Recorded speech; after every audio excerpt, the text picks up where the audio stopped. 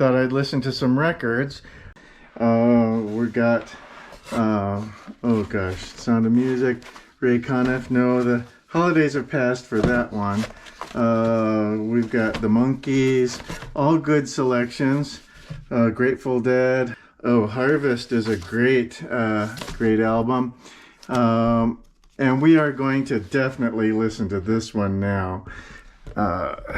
This Year's Model by Elvis Costello. Declan McManus. Oh yeah. I know I've got a whole lot of crates and I use them for more than just storing albums. I actually use them for apples in the fall. And so I've got a stack of them here at various stages of I don't know, the boards are split in some cases. Got some broken boards here, but I know I gotta make more, and I need to make, maybe 30 more. And so how these kind of go together is that they nest one inside of the other, and then a third goes on top. And so they are a bushel a piece, and let's see, this one will go on top, and that's how they nest together. So some boards have 3 slats on the bottom, some have a wide space for a handle, some have 2 slots on the bottom, some are loose just from age. So I know I want to make them with the corners. I know I want to use staples here, and I want to use uniform boards. I have a lot of cedar, and so we're going to make crates and start with copycatting these dimensions and improve it.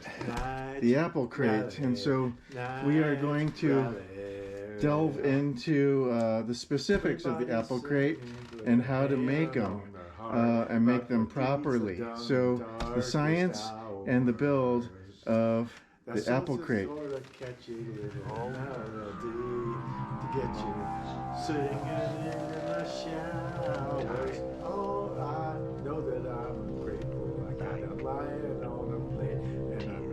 Bearing my share of souvenirs. You can stand at attention, but you pray to your uncle only. Since I was out in the barn getting dimensions for those crates, make my way back. It's interesting to note that the snow is easily 15 inches taller, and some areas 2 feet taller. Yeah, as we walk by the fence, I can see there normally is a big gap, and I just feel a whole lot taller this time of year because of the amount of snow we have. Just look at that sunset through the high hoop house.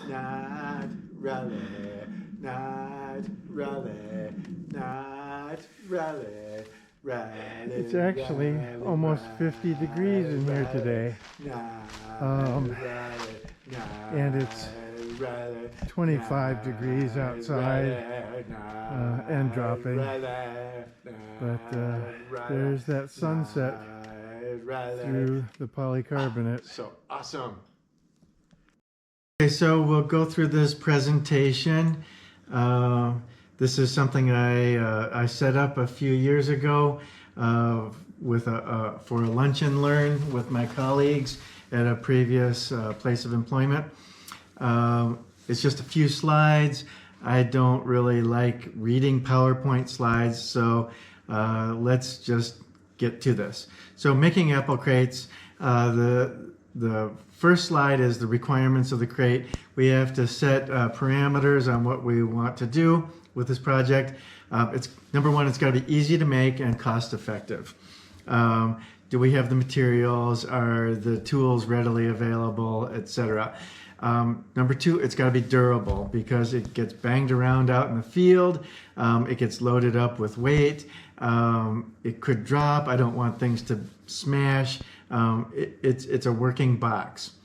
Number three is it would be really nice to have a uniform size and dimension.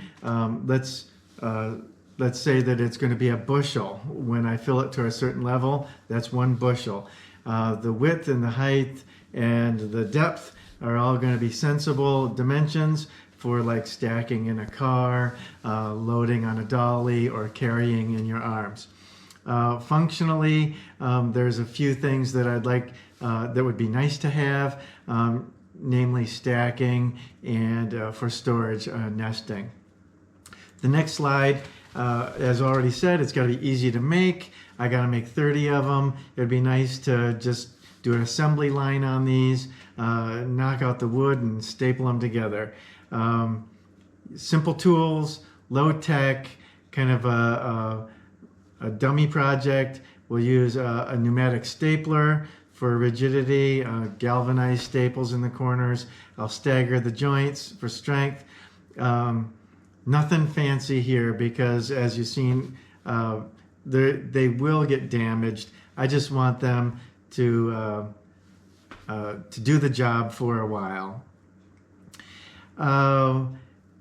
It would be nice to make a crate so that the subsequent crate can be made from it, and I'll talk about that later.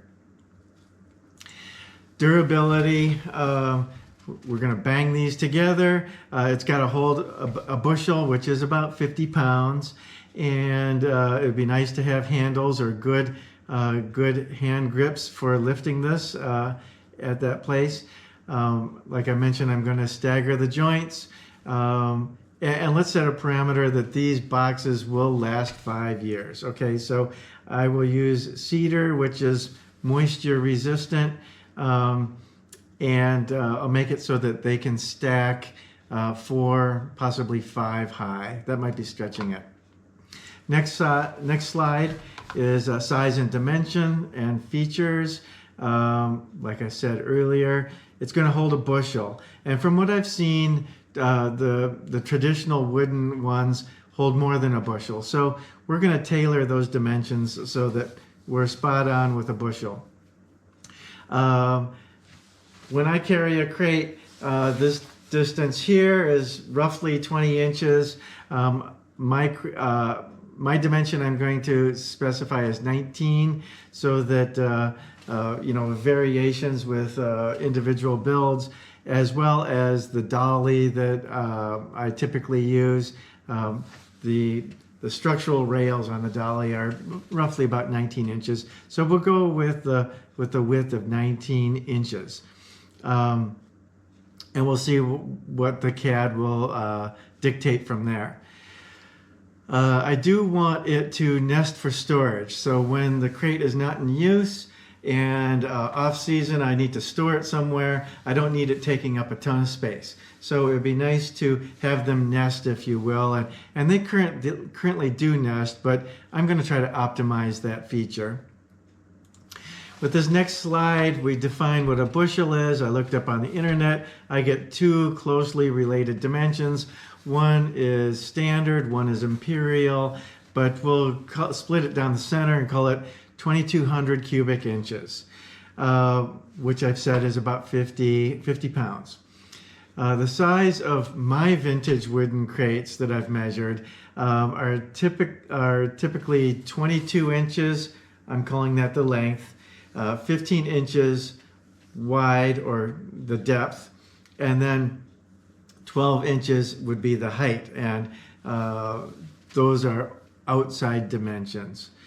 I have come up with initial improvements on that, namely scaling down the bushel volume, and so I've come up with a crate that is 18 inches long, 13.5 inches wide, and 9.5 inches high. And also that the crates I'm building don't get filled to the rim at the top. They get filled to the top of the corner posts. Last slide is a crate measuring about 19 inches wide, does fit well on a dolly. When you stack them like 4 or 5 high, they kind of nest, they set in each other for stacking, much like a Lego does, so that they're not sliding around as I've got a huge load on a dolly. They do kind of locate bottom of one to the top of the other. So I've modeled up the initial crate in SolidWorks. I'm just using the boards, slapping it around here together. They're all uniform width. I've bolstered the bottom, you can see. I think a lot of stresses are on the bottom, so it helps with like sliding and provides a skid if, say, scooting on the floor. Here's the block volumes of this crate, and so if I remove the outer, the crate volume, I have the interior volume. And I go to the top of the corner members to define the volume of my bushel. That way, a top crate will sit on that and the fruit will not be crushed or compacted. So it's a comfortable volume on how they stack, and the volume below those corner posts is a bushel. Here's a diagram on how 3 of them will nest when not in use. And so for storage reasons, I will take the 3, and I want to minimize the space on the interior without having any interferences. And so that is also critical with the dimensions of a crate, is how they can be the smallest nested configuration as possible and still be, of course, a bushel volume. This is just the line view of it as we go through. I think later on I'll calculate the board count as well as the overall weight. I've set the material just to wood, and I've seen that the weight of a crate is on the order of 10 or 11 pounds, which will add to the 50-pound cargo. So I'm just taking some exterior dimensions here and verifying that before we proceed that everything is intended, nice round numbers, if you will. Want to make this easy to nail together in the shop. Yep, this is the to the top of that triangle. That's going to be the fill gauge of the contents for the bushel.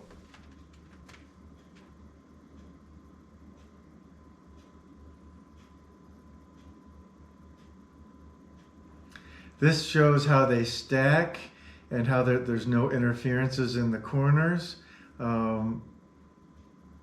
as well as those skids on the bottom, that there's no interferences. And so doing a slice through the volumes to make sure that there's no interferences at this point.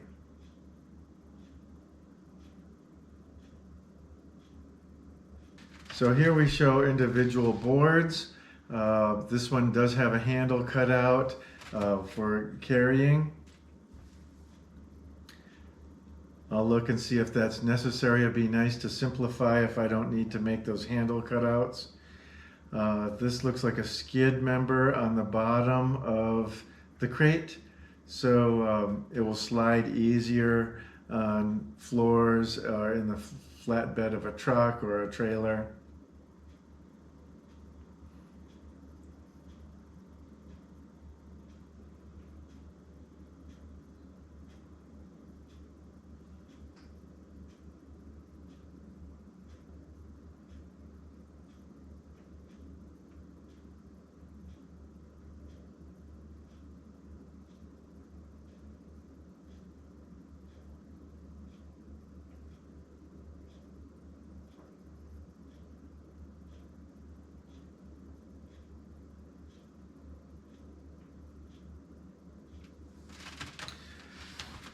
Here's a drawing of the overall dimensions with an eye on some interior dimensions.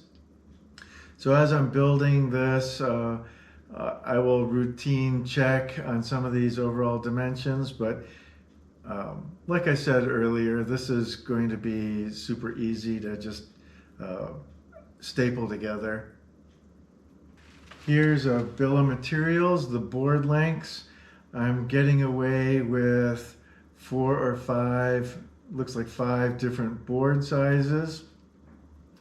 And I'll use that just for cutting. I'll make my piles before I get to assembly, and the air compressor with the staple gun.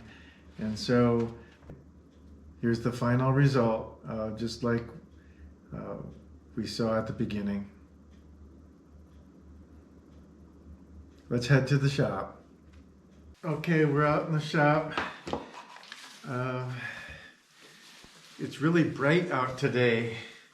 So yeah, the sun is like super direct, and thermometer says it's 40, and I guess that's in the sun.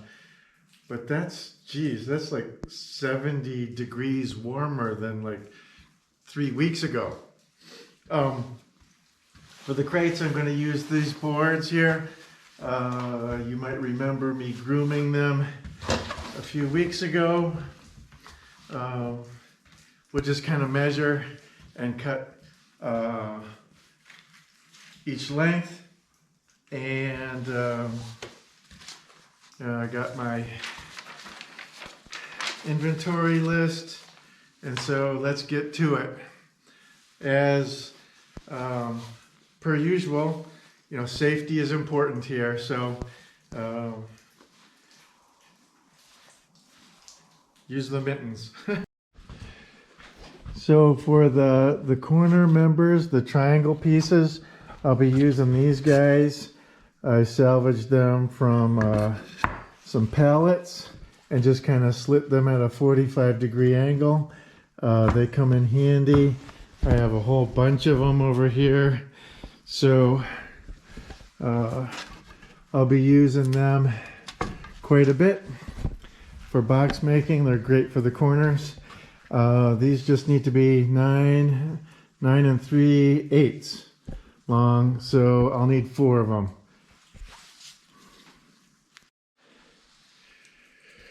Okay, so I've finished cutting off the pieces. This is what it looks like. You know, just 2 of these, 2 of these, 2 of these. Got 4 of these, and I took the liberty of, on these, putting a chamfer on each, because those are going to be the skids, even though they're the same length, and then the corner pieces. So we got that. I will be using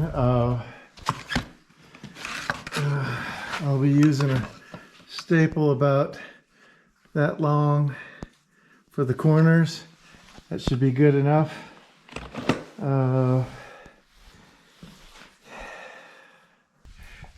So even though it's super sunny out, it's really cold in the garage.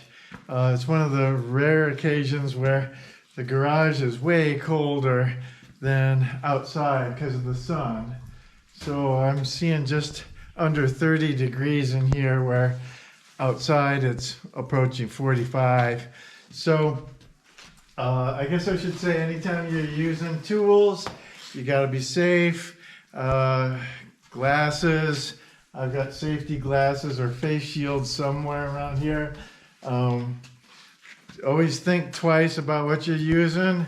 If it's dangerous, take the necessary precautions, read the manuals, etc. Just, you know, throw safety at it, right? Okay. You know, I think I'm going to cut this short. I'm just going to build one of these. There's no need to go gung-ho on it because it's so cold. things like hoses don't really work well in this temperature, and so I guess they say cue the montage, and then through the magic of the camera and the internet, etc., voila, we'll have a crate. Stay tuned. So yeah, the first one let's see if you can spin it around and see here on the table. It's just the first run of the top of the crate. So it's going to be like that. I'll stagger the butt joints on the corners for the lower tier, and so this one is done. What we've got is, once I got it tacked in, then I just went to town with the staples and made sure that I was hitting the corners.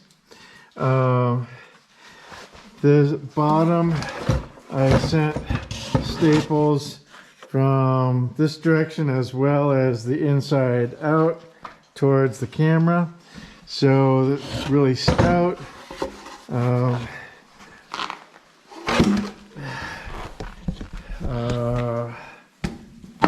You know, it's pretty rock solid.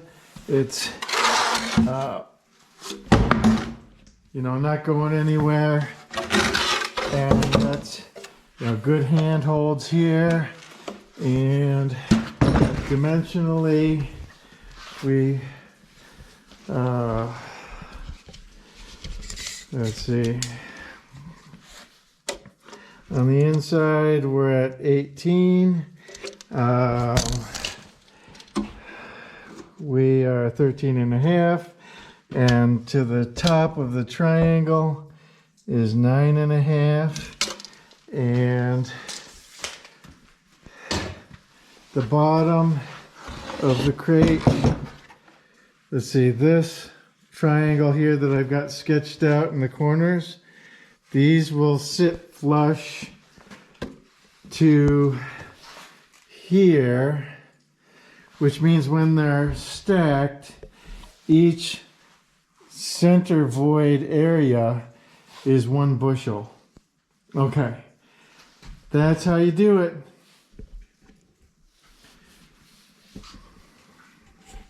So I bet you didn't think it was possible to get so involved or excited about building a box. It just goes to show that a lot of things, our mundane things in our everyday life, are more than what they seem. This one just is a small example of if you put your energy and thought into it, you can make something that's purposeful and can contribute to a greater good. It's Friday the 13th in February. I did read in the news, good news for the state of Minnesota is that on Thursday, the federal immigration surge in Minnesota will conclude this week. So that's, Tom Homan made that announcement. And also there was a presentation by Tim Walz that he remains cautiously optimistic. And lastly, I bet you're wondering if I ever listened to that Elvis Costello album, and you bet I did. It's been an earworm in my head for the last week or so, and I proudly have a new place to put the album. And so I want to leave you with one of my favorite tunes on the album, Night Rally, and I'm sure you'll find and agree that Elvis Costello sings it way better than I do.